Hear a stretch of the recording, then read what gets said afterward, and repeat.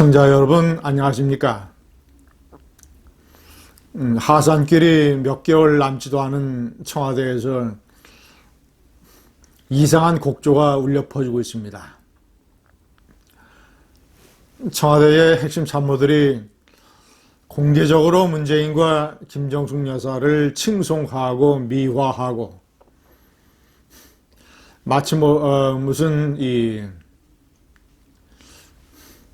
이별의 청산별곡이나 부르는 것처럼, 그런데 그 내용이 하도 가당치 않아서 문재인 5년을 기억하는 국민들에게 또 다른 염장을 지르는 거여서 참으로 개탄스럽습니다.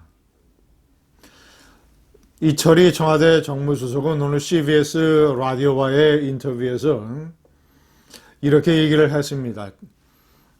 문재인 대통령의 지지율이 40% 내외를 유지하는 이유가 뭐냐라고 하니까 지지해주는 사람들에게 고맙다, 감사하다는 뜻을 밝히면서 문재인이 부패하지 않고 권력의 단맛에 취하지 않고 일만 열심히 하는 그런 대통령이라고 하는 국민들의 생각 때문이라고 얘기를 했습니다. 부패하지 않다. 대통령이나 또 대통령 주변 인사들, 권력의 핵심부에서 이렇다 할 대형 부패 스캔들이 없었던 것은 사실입니다. 자, 그러나 그것은 정권이 바뀐 이후에 어떤 게 어떻게 드러날지 모르는 일이기 때문에 제가 단정하지 않겠습니다. 제가 하고 싶은 얘기는 차라리 무능하고 무능하고 깨끗할 바에야 차라리 조금 더 부패하더라도 유능했었어야 된다. 차라리 문재인이가 돈을 수십억 원, 수백억 원을 개인적으로 받아 먹어도 이렇게 무슨 탈원전이라든가 또는 이 백신의 조기 접종에 실패해서 수십조 원의 국가적인 손해를 국민들에게 안긴, 탈원전은 수십조 원을 넘어서죠.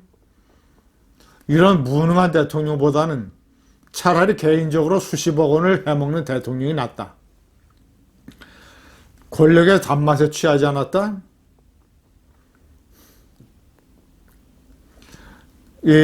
핫바지에 바람 새는 소리입니다.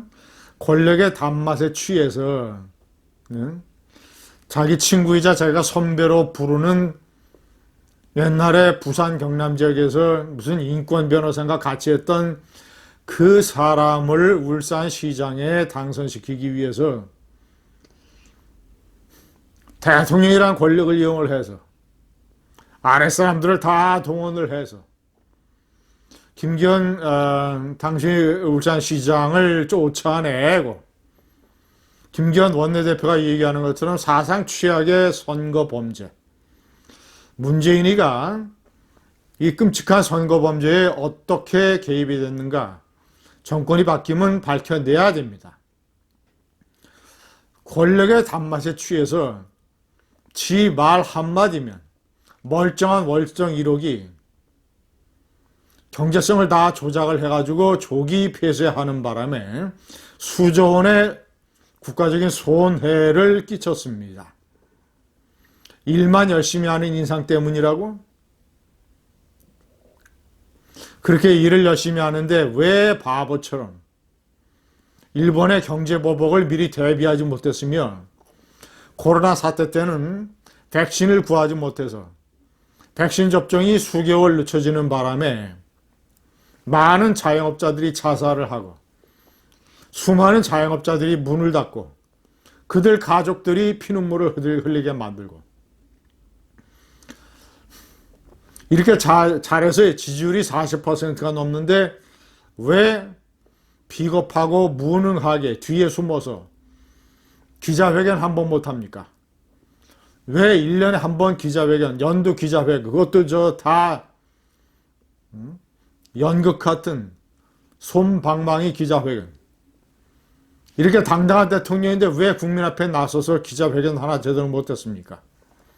두 번째, 탁현민 비서관은 어제가 김정숙 여사의 생일이었는데 그 생일을 축하하는 의미에서 오늘 SNS에 글을 올리면서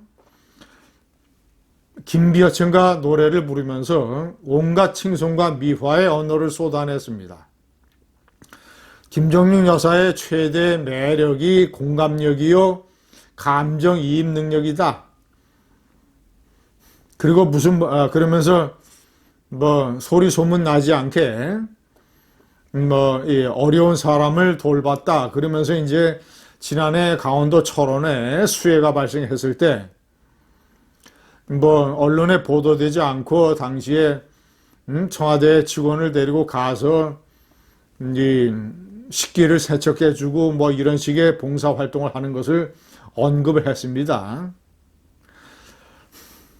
유경수 여사에 비하면 조족지열, 비교조차도 되지 않는,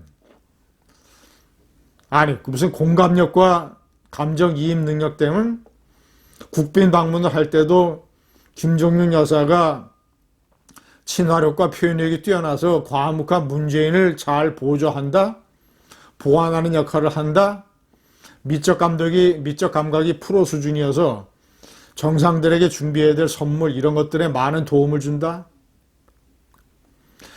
일본에 얘기한 권력의 단맛에 취해가지고 2019년만 해도 국빈 방문을 11개의 나라나 이런 식으로 잔뜩 즐긴, 국민 세금을 잔뜩 써가면서 이런 국빈 외유 나들이를 즐겼던 문재인 김정숙 부부.